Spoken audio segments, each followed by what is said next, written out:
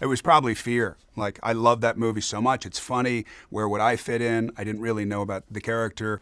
And so my wife, thank God, just said, why are you arguing? Why don't you just read it? Like, just read the script. And it was right there. So I sat, I had been working a lot, so I hadn't slept very much. And I sat on my bed in this kind of prostrated manner and read it on my phone and cracked up for 2 hours and called them back and said, I'm in. The way that it's written is like, it's kind of like a loosely based on the comic book. And so when we came up with the look, you know, there's many different looks and many different iterations of Cable and where he is and Rob Liefeld and, you know, when he first produced it as opposed to where it is now. And there's this kind of gradation that you follow. There's a trajectory which would make, you know, this last as long as it wants to last.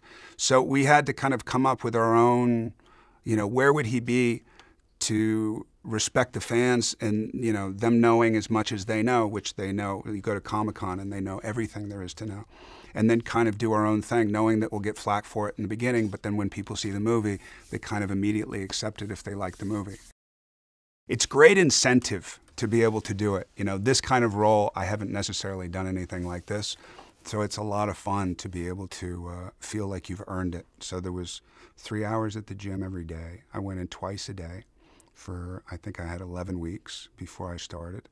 And then once we, you know, I was in panic most of the time, but once we started, I think I got to a place that everybody was comfortable.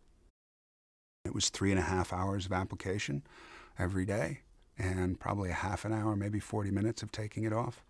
So that gets in the way of production and it's money, it's not very cost effective, but then when you see the final, you know, result, I think everybody's pretty stoked about what we came up with.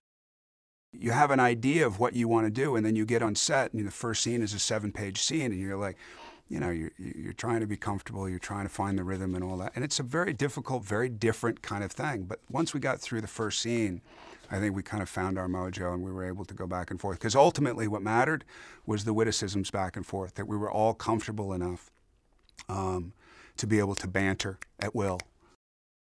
You know, I always like to pride myself as the guy who actually did the stunt, you know, which was probably not, you know, I think when you get older, people like just, hey man, you do it. Go ahead. I want this one for you. I want you up there in the credits. And I tried not to do that as much as possible. And there was definitely some consequence, but I think it was worth it. When I see it, I like knowing that it's me.